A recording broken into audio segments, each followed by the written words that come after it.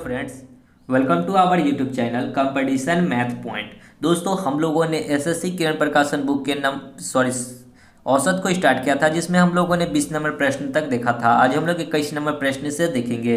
दोस्तों, शुरू करने से पहले यदि आपने हमारे चैनल को अब तक सब्सक्राइब नहीं किया है तो सब्सक्राइब कर ले, जिससे कि आपको एसएससी किरण प्रकाशन बुक का सोल्यूशन मिलता रहेगा। आप हमें ट्विटर और इंस्टाग्राम दोनों पे फॉलो कर सकते हैं। मैंने डिस्क्रिप्शन बॉक्स में लिंक दे रखा है, जहां से आप मुझे ट्विटर और इंस्टाग्राम पे फॉलो कर सकते हैं। तो चलिए देखते हैं 21 नंबर प्रश्न क्या कहता है। एक नाव में बैठे हुए 5 व्यक्तियों का औसत भार कितना है? 38 केजी। 5 गो व्यक्ति है और औसत भार है 38 केजी, तो योग्य कितना हो जाएगा? 5 से गुना कर लीजिएगा तो योग्य निकल जाएगा। 8 पचे 40 के 0, 5 तिहाई 15 और 4 19, 190 हो जाएगा। कहता है कि उसी में बैठे हुए 52 केजी, मतलब कि उसी नाव का और उसमें बैठे व्यक्तियों का, नाव मिलाकर, और उसमें 5 गो व्यक्ति पहले से बैठा था, तो टोटल 6 गो हो जाएगा। और औसत भार कितना है? 52 केजी। 52 गुना 6 करेंगे तो कितना हो जाएगा? 6 दूना 12, 6 पचे 30 और 1 31। हमसे पूछा है कि तदनुसार 9, तो 5 6 में से 1 घटेगा तो 1 निकलेगा। 1 जो निकलेगा 9 का वजन निकलेगा, तो यहाँ घटा लीजिए। 2 में से 0 जाएगा 2, 11 में से 9 जाएगा तो 2, और 2 में से 1 जाएगा तो 1, यानी कि 122 केजी। ओके, आगे बढ़ते हैं। 22, किसी फैक्ट्री में कामगारों का कुल साप्ताहिक पारिश्रमिक 1534 रुपये। एक कामगारों का औसत साप्ताहिक पारिश्रमिक 108 रुपया है, तो फैक्ट्री में कामगारों की संख्या कितनी है? हमको बताना है कि संख्या कितनी है। हमने पहले ही बताया था कि औसत बराबर क्या होता है? संख्याओं का योग्य बट्टा संख्या। अगर हमको संख्या निकालना होगा तो संख्याओं का योग्य बट्टा औसत करना होगा। तो संख्याओं का योग्य कितना दे रखा है? 1534। अब बट्टा में करना होगा औसत, तो देखिए साप्ताहिक औसत कितना है? 118, तो डिवाइड बाई 118। देखिए 8 चौका 32, मतलब कि 4, यानी कि 14 आएगा। ओके, एक 14, सॉरी 8 3 24 होता है ना, 8 चौका 32 होता है, 8 3 24, यानी कि 13 आएगा, 14 नहीं 13। ठीक है, देखिए ऑप्शन में 3 नंबर। ओके, आगे बढ़ते हैं। 23 देखिए क्या कहता है। एक्स संख्याओं का औसत वाई है, एक्स का औसत वाई है, और वाई संख्याओं का औसत एक्स है। तदनुसार सभी संख्याओं का कुल औसत कितना होगा? यदि ये y है तो हम लोग इसका योग्य निकालेंगे तो x से गुना करेंगे। यदि ये x है तो इसका योग्य निकालेंगे तो y से गुना करेंगे। तो एवरेज बराबर क्या होता है? संख्याओं का योग्य। योग्य तो वही है, ऊपर वाला x y x और नीचे वाला x y। अब बट्टा में संख्या, संख्या क्या है? x plus y. ठीक है, चलिए x और x, देखिए इस दोनों को सेम है तो 2xy लिख सकते हैं, बट्टा में x plus y. So right answer 2xy बट्टा में x plus y, 2 number. Okay, और ये एक प्रकार से आपका सूत्र भी है। ठीक है, ये जो है आपका एक सूत्र भी है। जैसे कि आगे प्रश्न आएगा तो इस चीज़ को याद रखिएगा, उसमें कैसे अप्लाई होगा हम लोग समझेंगे। आगे बढ़ते 24, एक्स संख्याओं का औसत वाई स्क्वायर है। एक्स संख्या है, औसत वाई स्क्वायर है, तो योग्य कितना हो जाएगा? Y square into x. और वाई संख्याओं का औसत एक्स स्क्वायर है, तो योग्य कितना हो जाएगा? X square into y. तब उन सभी संख्याओं का औसत, तो एवरेज बराबर क्या होता है? संख्याओं का योग्य, तो ऊपर वाला को जोड़ेंगे तो एक्स वाई स्क्वायर, अब प्लस में वाई एक्स स्क्वायर, अब बट्टा में क्या होता है? X plus y. ठीक है, अगर इसको हम लोग आगे सॉल्व करेंगे तो दोनों में से क्या निकाल सकते हैं? एक्स वाई कॉमन निकाल सकते हैं, एक्स और यहाँ वाई। तो यहाँ से एक्स निकला, यहाँ से वाई निकला, तो वाई बचेगा, और यहाँ से वाई निकला, यहाँ से एक्स निकल गया, तो एक्स बचेगा, बट्टा में एक्स प्लस वाई। इससे ये कट जाएगा, सिर्फ क्या बचा? X into y. ठीक है, सो राइट आंसर देखिए x into y, 2 number. Okay, आगे बढ़ते हैं। देखिए 25 क्या कहता है। कुल 10 गेंदों में कुछ लाल रंग है, कुछ शेष सफ़ेद रंग है। सभी गेंदों का औसत मूल्य 28 रुपया है। यदि लाल गेंदों का औसत मूल्य कितना है? 25 है। एक पट्टी लिख लीजिए लाल और दूसरी पट्टी लिखिए सफ़ेद। ओके, लाल गेंद का औसत मूल्य कितना है? 25 रुपया, और सफ़ेद गेंद का औसत मूल्य है 30 रुपया, और टोटल गेंदों का क्या है? सभी गेंदों का औसत मूल्य 28 रुपया। एलिगेशन बनाएंगे, 28 तो 2, 25 में से 3। ओके, टोटल कितना गेंद है? 10, तो 10, 3 दू 5, 5 दूना 10। ओके, ये लाल गेंद हो जाएगा 4 गो, तो सफ़ेद गेंद हो जाएगा 6 गो। हमसे पूछा सफ़ेद गेंद की संख्या कितनी है, तो क्या हो जाएगा? 6 गो, ऑप्शन नंबर 3। ओके, नेक्स्ट 26, एक आदमी 13 वस्तुएं प्रत्येक को 70 दाम वाली खरीदी और 15 वस्तुएं 60 वाली खरीदी, 12 वस्तुएं 65 वाली खरीदी, प्रत्येक वस्तु औसत दाम कितना है ये बताना है। तो देखिए 13 रुपये वाला 70 मतलब कि 70 रुपये वाला 13 गो वस्तु खरीदा, 60 रुपये वाला 15 गो वस्तु खरीदा और 12 रुपये वाला 65 को खरीदा। सबको जोड़ लीजिए और ओवरऑल कितना वस्तु खरीदा, तो 13 को यहाँ, 15 को यहाँ, 12 को यहाँ, 13 12 25 और 15 कितना हो जाएगा 40, तो डिवाइड बाई 40, तो ये हो जाएगा एवरेज। ठीक है, अगर आप इसको भाग लगाइएगा कितना हो जाएगा, देखिए अगर या तो 13 7 91, 910 इधर हो जाएगा, 15 छक्का 90, 900 इधर हो जाएगा, 12 25 60, 12 छक्का 72 और 6 78 बट्टा में 40। सबको जोड़ लीजिएगा तो 0 8 और एक 9, 9 7 16, 16 4 20 और 5 25, 25 90 डिवाइड बाई 40, 1 0 से 1 0 कट जाएगा, 4 से इसको काटेंगे, 6 चौका 24, 1 9, 4 चौका 16, 3 0 7 चौका 28, 5 चौका 20, 64.75 दो नंबर। ठीक है, आगे बढ़ते 27, 27 पार्सल का औसत वजन 1.7 है। ठीक है, सॉरी 10 पार्सलों का औसत वजन है, तो 10 गो पार्सल है जिसका औसत वजन कितना है 1.7 kg। ओके, ये 10 गो का औसत है।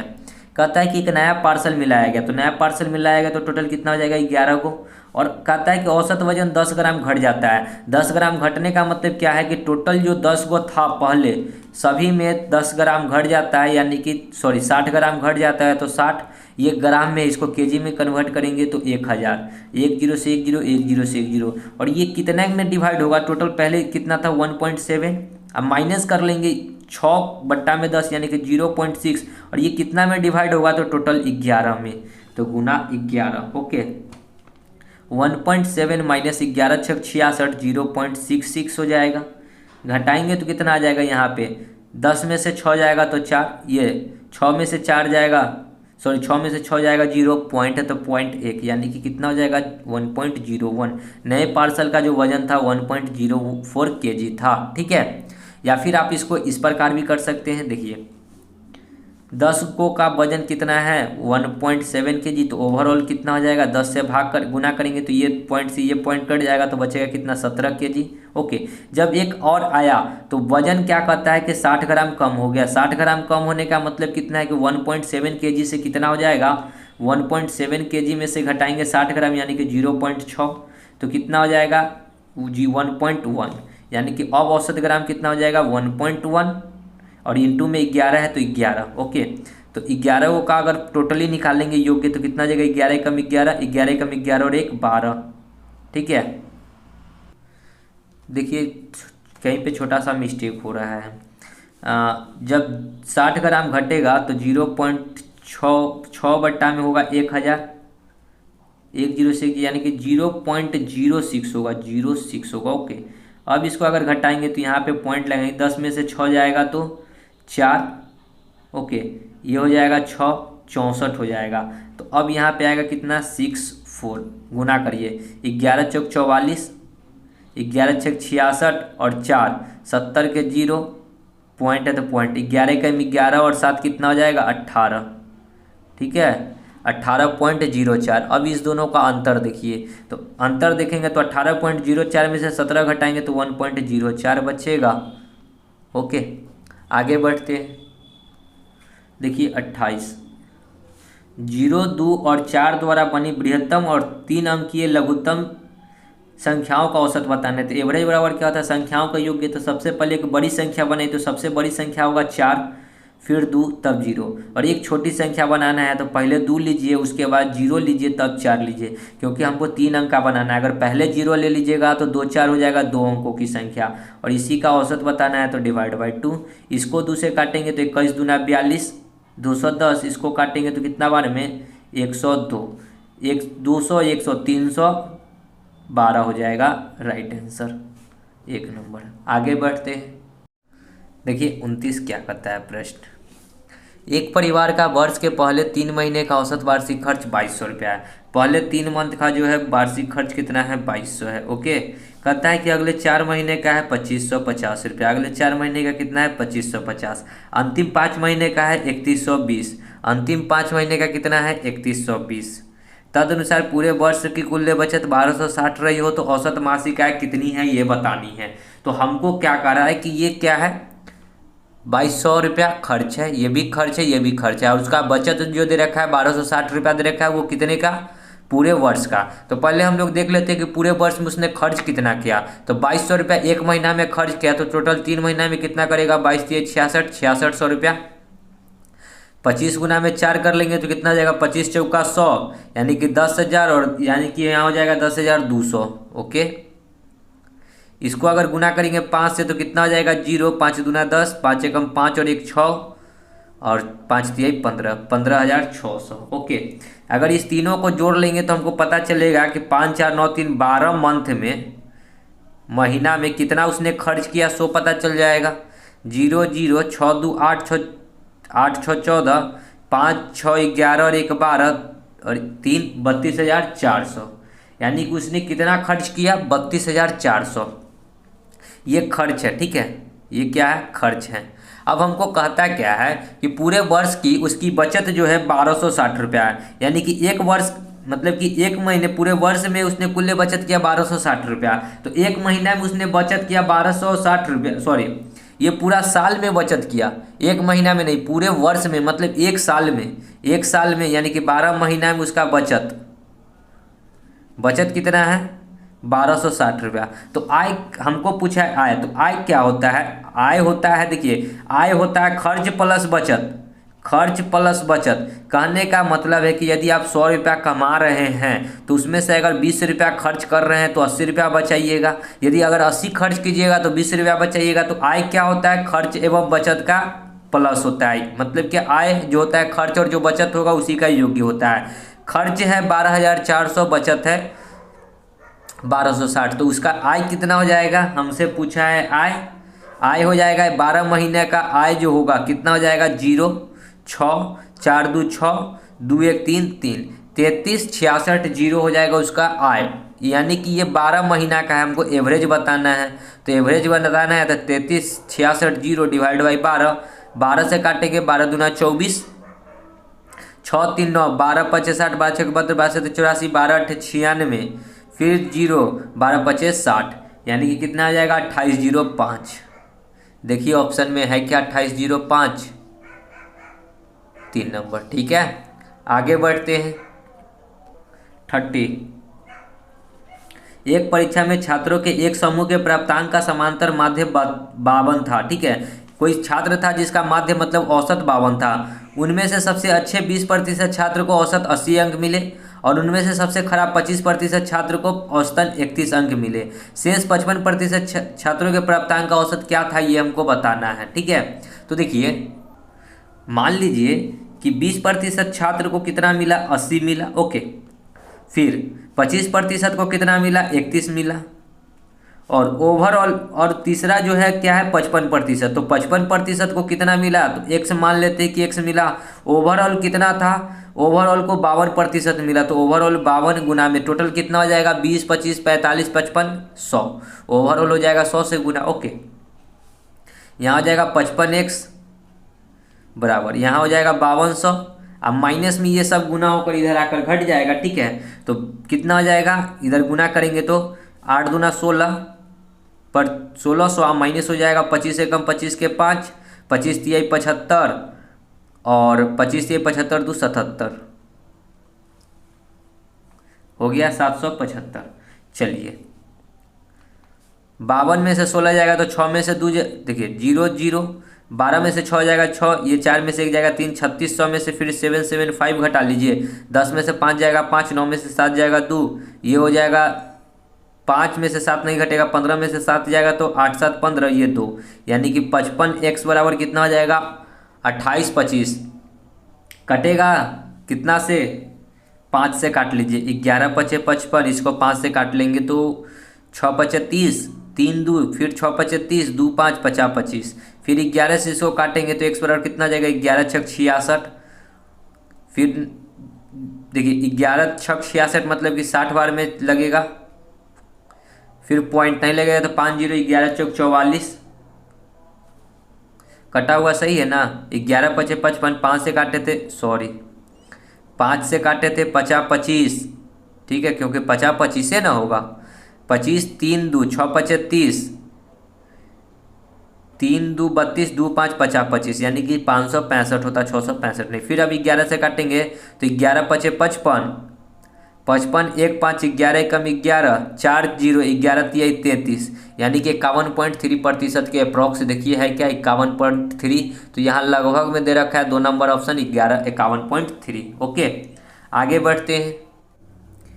31 प्रश्न है, सेवानिवृत्त पर एक आदमी की पेंशन उसकी सेवा के अंतिम 3 वर्षों के दौरान औसत वेतन के आधे के बराबर है। उसका वेतन 1/1/2003 से 380 रुपये प्रति माह 1/10/2003, 1/10/2004 तथा 1/10/2005 को 40% की वृद्धि के साथ यदि वह 1/1/2006 को सेवानिवृत्त होता है तो उसको कितना पेंशन मिलता है, ये हमको बताना है। तो आसान सा प्रश्न है, देखिए 1/1/2003 से उसको मिल रहा है कितना 380 रुपया। 380 रुपया उसको कब तक मिला 1/10/2003 तक, 1 तारीख 10वां महीना 2003 तक, यानी कि 1/1 से लेकर 1/10 उसको 2003 तक मिला कितना 380 रुपया। तो टोटल क्या महीना हो गया 1 से 10 तक 9 महीना हुआ, यानी कि टोटल कितना रुपया मिला। तो गुना कर लीजिए 9 8 72 के 2 9 3 27 और 3 30 और 4 3420 रुपया। ओके अब फिर कहता है कि 1/10/2003 से 1/10/2004 और 1/10/2005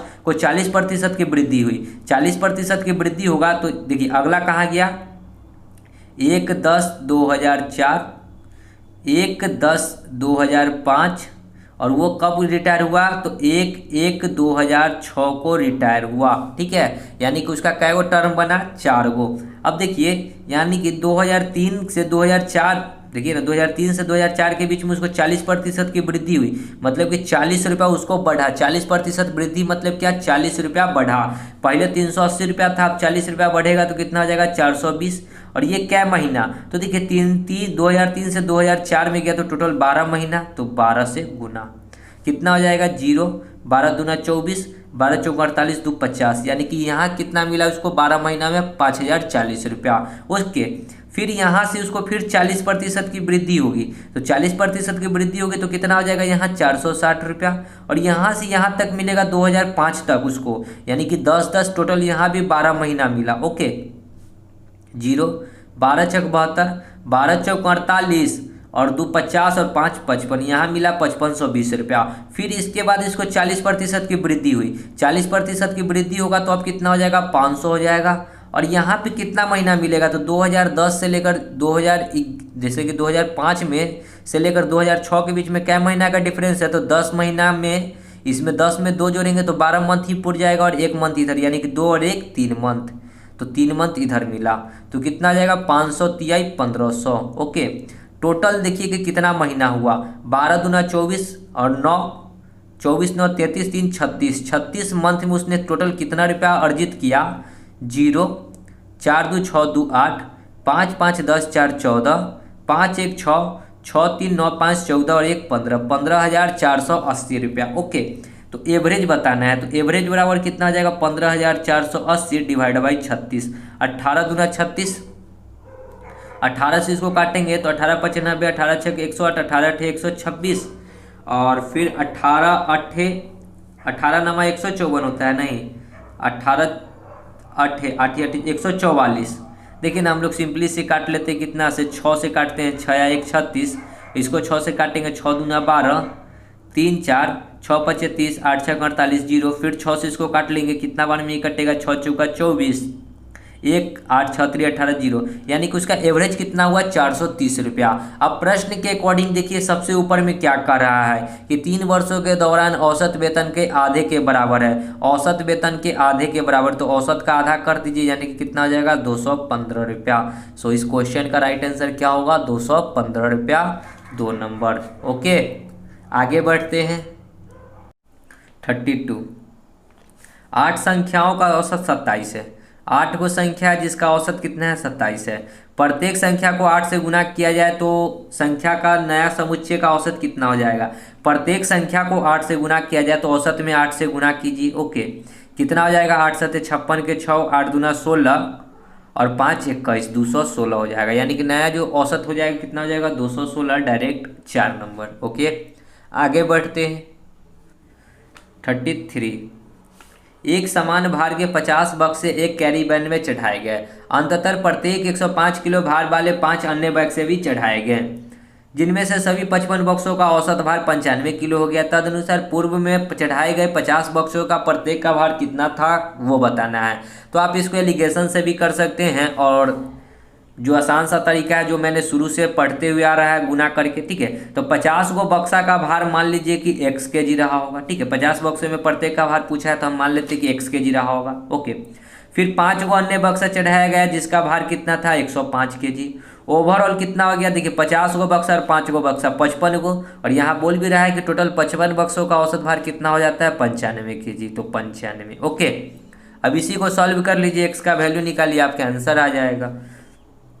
50x बराबर, ये गुना करेंगे तो 50 25 और कितना हो जाएगा 50 25 के 5, 50 25 9 5 45, 45 5 50 और 20 70 और 2 72 के 2 और 9 5 45 और 5 50 और 2 52। ओके, अब माइनस हो जाएगा यहाँ पे, ये गुना होकर 50 25 5 एकम 5। ओके, तो 50x बराबर, 0 में से 0, 5 में से 5 जाएगा 0, 2 में से 2 जाएगा 0, 2 में से 3 जाएगा नहीं जाएगा, 12 में से 5 जाएगा तो 12 में से 5 तो 7 और ये 6, सॉरी 6 नहीं, कितना हो जाएगा 5, ये 4 हो जाएगा। ओके, 47, 1 0 से 1 0 कट जाएगा, 5 से इसको काटेंगे तो 9 5 45, 2 0 5 का 20, यानी कि x का भार कितना हो जाएगा 94 kg, 2 नंबर। ठीक है, आगे बढ़ते हैं। 34, एक व्यक्ति ने चावल की 7 बोरियां 800 रुपये प्रति बोरी की दर से तथा दूसरी चावल की बोरी 8, इसको भी हम लोग कर सकते हैं डायरेक्ट, 7 बोरी 800 प्लस 8 बोरी 1000 प्लस 5 बोरी 1200। कहा था है कि उसका औसत जो है कितना है सो बताना है। तो टोटल क्या गो बोरी खरीदा, 7 8 7 15, 15 और 5 20 गो बोरी, तो डिवाइड बाई 20 कर दीजिए, हो गया। सबको अगर हम लोग 20 से भाग करते हैं डायरेक्ट, देखिए हम उतना गुना करके भाग करने की जरूरत नहीं। देखिए सब में से 1 0 से यहाँ कटेगा, यही 1 0 से इसमें भी कटेगा, इसमें भी कटेगा, क्योंकि सब प्लस में है तो अलग अलग भाग कर रहे हैं। दूसरे इसको काटेंगे तो ये 40 बार में कटेगा, ये 50 बार में कटेगा और ये 60 बार में कटेगा। अब सबको गुना करके जोड़ लीजिए, 7 चौक 28 280, 8 5 40 यानी कि 400, 5 6 5 30 यानी कि 300, कितना आ जाएगा 4 3 7 और 2 9, 980, 2 नंबर हो गया।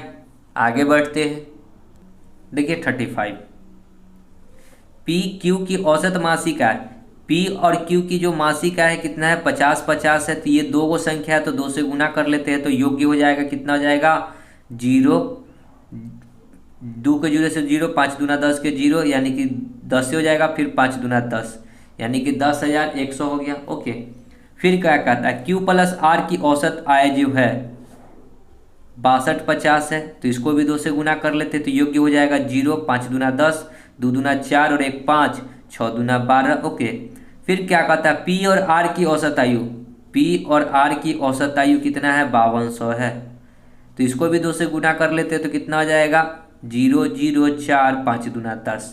क्या कहा है कि पी की औसत आयु बतानी, पी की मासिक आयु बताइए पी की, तो सबको जोड़ते हैं। ठीक है, सबको जोड़ेंगे तो पी और पी यहाँ भी है तो क्या हो जाएगा 2p, यहाँ 2q हो जाएगा और 2r हो जाएगा। ओके, इधर जोड़ेंगे तो कितना हो जाएगा 0 0, 5 4 9 1 10 के 0, 2 1 3 और 3 हो गया।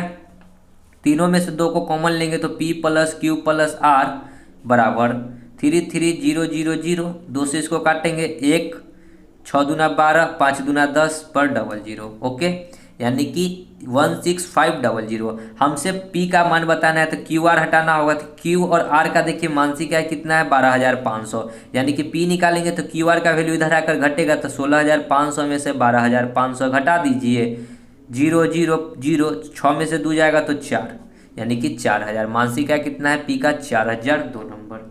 ओके, आगे बढ़ते हैं। 36, यदि 3a और 4b का अंक गणितीय माध्य 50 से अधिक हो तो a और b का दुगुना हो तो a का लघुत्तम संभव पूर्णांक का मान क्या होगा ये बताना है। क्या कहा है कि ए जो है बी से दुगना है, मतलब कि 2b है। ए जो है बराबर किसके है, 2b के है। क्या कहा है कि 3a, और अंक गणितीय मतलब माध्य कितना है, 50 है, तो 50 है तो 4b, और औसत निकालना है तो दोनों से 2 से गुना करेंगे, क्योंकि दो को संख्या भाग करेंगे, ठीक है। और क्या कहता है 50 से अधिक है, ये जो है अधिक है 50 से, तो इस प्रकार 50 से अधिक करेंगे। 3a प्लस 4b, और ये इधर जाएगा तो 50 गुना में 100 हो जाएगा, ठीक है। अगर a का वैल्यू 2b है तो यहाँ पे डालते हैं a की जगह पे 2b, तो 3 गुना कितना हो जाएगा 6b, अब प्लस 4b बराबर 10, 100, 6 4 10b बराबर 100, 1 0 से 1 0, यानी कि b का वैल्यू कितना होना चाहिए, 10 से बड़ा होना चाहिए। तो a का वैल्यू कितना होना चाहिए, 20 से बड़ा, क्योंकि b का दोगुना है 10। यहाँ पे अगर डालेंगे तो a का वैल्यू नहीं निकल जाएगा, एक b का वैल्यू डालेंगे 10 तो 2 इंटू 10, यानी कि b का वैल्यू a का वैल्यू कितना निकल जाएगा 20। तो a का वैल्यू क्या होना चाहिए, b से बड़ा होना चाहिए। तो b से बड़ा होने का मतलब क्या है कि 20 से बड़ा जो भी हो, देख लीजिए ऑप्शन में 20 से बड़ा क्या है, तो ऑप्शन नंबर 3 है 20 से बड़ा 21, ठीक है। तो क्या होना चाहिए 21। आगे बढ़ते हैं 37। निम्नलिखित अंकों का सेट औसत बताना है। 232, 149, 208, 301, 399 और 415। ओके, तो औसत क्या होता है, संख्याओं का योग बटा संख्या। अगर मैं दूसरा तरीका बताऊंगा तो आपको काफ़ी प्रॉब्लम फेस करना पड़ेगा, तो इसलिए डायरेक्ट जोड़ कर और भाग कर लीजिए। 1 2 3 4 5 6, तो डिवाइड बाई 6 होगा, सबको जोड़ लीजिए। 9 1 10 8 18, 18 9, 18 9 27, 2 29, 29 5 36 के 6, ठीक है। फिर एक बार जोड़ लीजिए, कहीं कहीं मिस्टेक ना हो जाए। 5 2 7, 9 7 16, 16 16 4 20, 4 24, 1 25, 25 25 5 30 और 4 34 से होता है। 34 के 4 हासिल 3, 3 1 4, 3 7, 7 और 4 11, 11 11 11 और 9 20, 20 के 0 हासिल 2, 4 2 6 2 8 1 9, 9 2 11, 11 3 14, 14 3 17, 6 दूना 12, 5 0, 8 6 48, 2 4 8 3 24, यानी कि 283 है क्या, सॉरी 6 चौका 24 होता है, सॉरी 284 2 नंबर। आगे बढ़ते 38। एक आदमी प्रथम 4 माह का औसत वेतन 1800 रुपया का मासिक खर्च करता है और अगले 8 महीने में 2000 रुपये मासिक खर्च करता है। वर्ष में उसकी 5600 की बचत है, तो उसकी मासिक आय कितनी है, यही बताना है। सेम प्रश्न है जैसा पीछे हम लोग किए थे, ठीक है।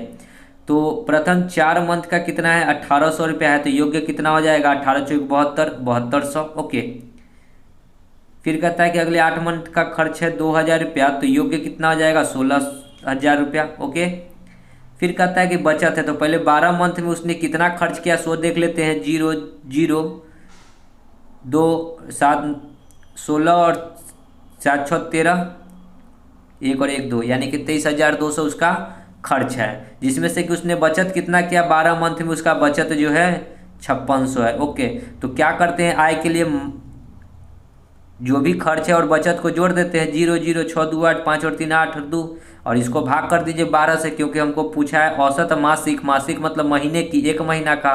तो 12 दूना 24, 12 चौक 48 पर 00, यानी कि 2403 नंबर। आगे बढ़ते हैं 39।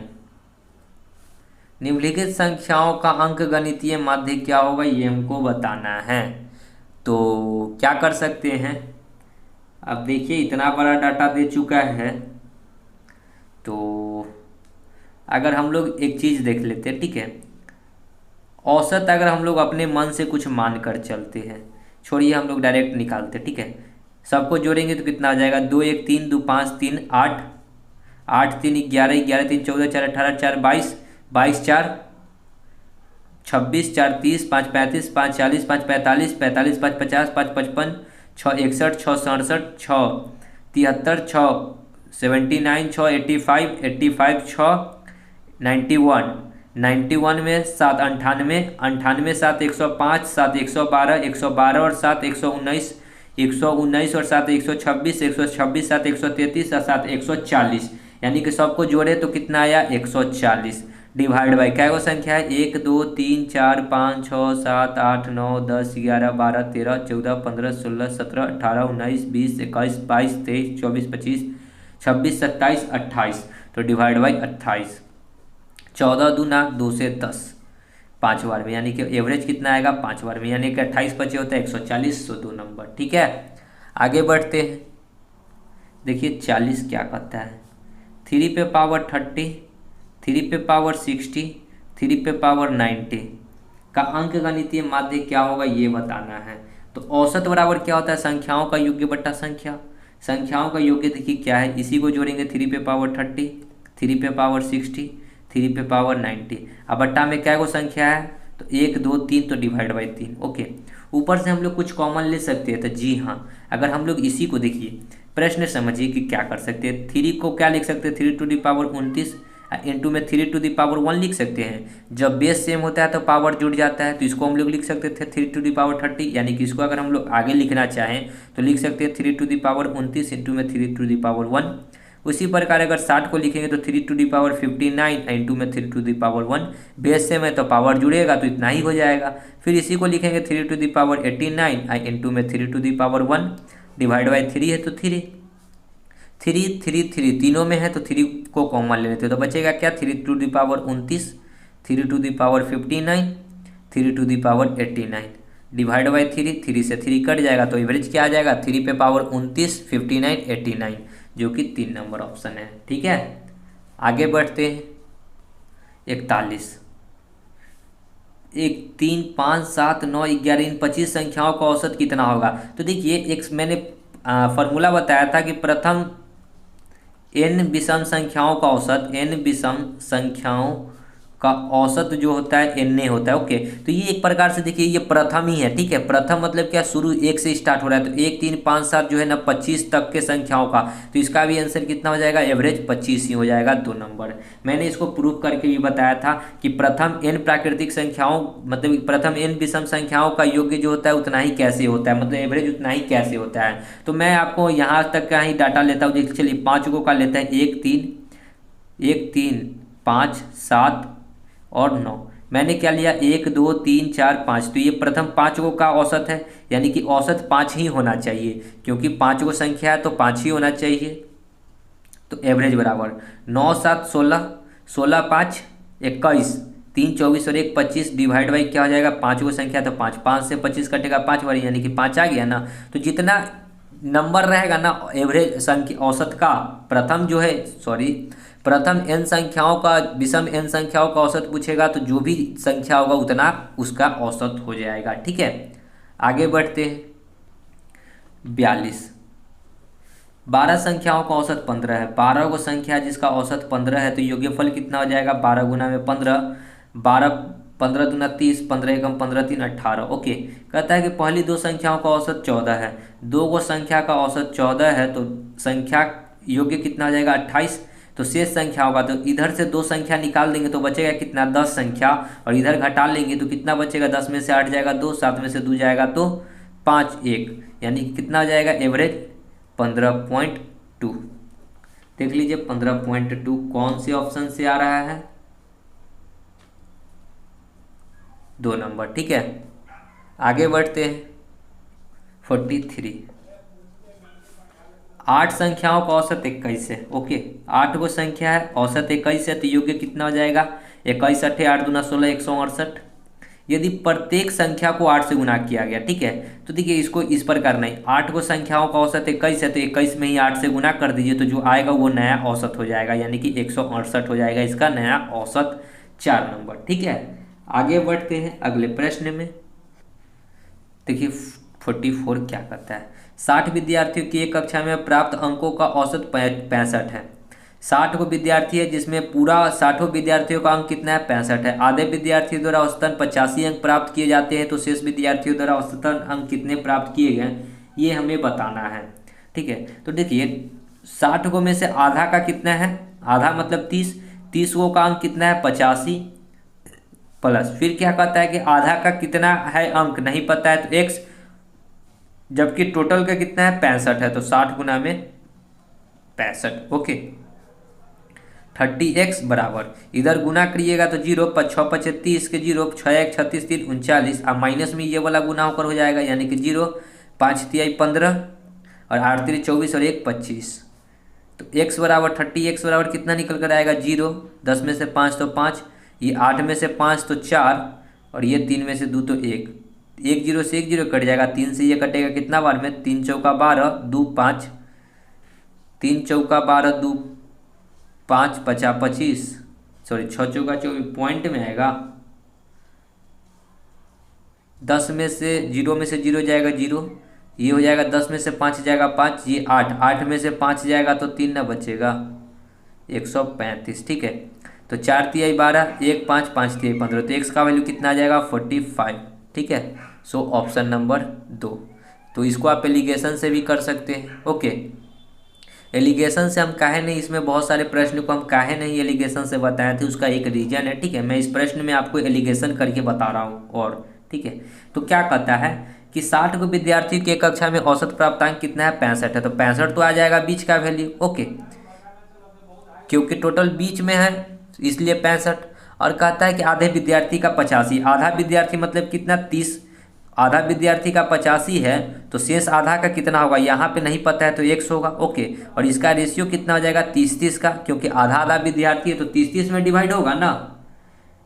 टोटल 60 विद्यार्थी है तो आधा इधर आधा इधर। ठीक है, तो देखिए यहाँ पे अगर हम लोग यहाँ पे चर्चा करेंगे तो यहाँ पे घट कर कितना आता है, 85 में से घटाएंगे 65 तो कितना आएगा 20।